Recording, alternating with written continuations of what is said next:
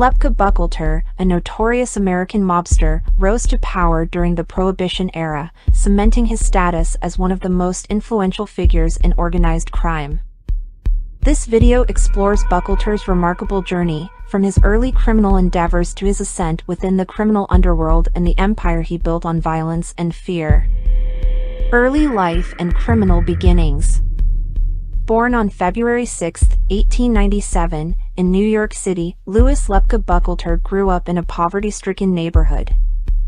Coming from a troubled background, he quickly turned to a life of crime, engaging in petty theft and eventually progressing to more serious offenses. Buchalter's criminal prowess and ambition set the stage for his future rise to power. Formation of Murder Incorporated.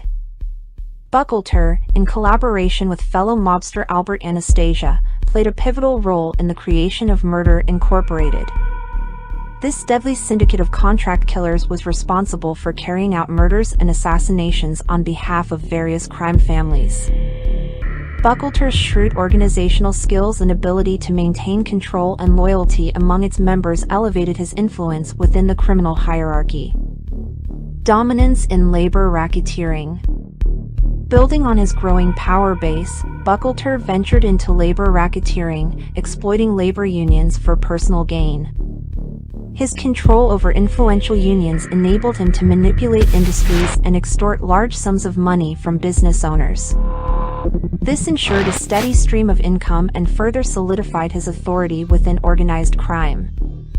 Alliances with powerful figures. Recognizing the importance of alliances, Buchalter cultivated relationships with other prominent mobsters of his time. Notably, he aligned himself with Charles Lucky Luciano, one of the most powerful crime bosses of the era. This strategic partnership allowed Buchalter to expand his operations and exert control over illicit activities on a larger scale. Control over the garment industry. One of Buchalter's most significant criminal enterprises was his domination of the garment industry. Extortion, illegal gambling, and labor racketeering allowed him to amass enormous wealth and influence. Buchalter's ruthless tactics often involved ordering hits on those who refused to comply with his demands, further solidifying his reputation as a fearsome figure. Downfall and execution. Despite his considerable power, Buchalter's luck eventually ran out. In 1940, he was convicted on charges of conspiracy to commit murder and was sentenced to death in the electric chair. On March 4, 1944, Buchalter met his end at Sing Correctional Facility, marking the fall of one of the most notorious mob figures of his time. Legacy and impact on organized crime. Lepke Buchalter's rise to power and legacy as a ruthless mobster cannot be underestimated.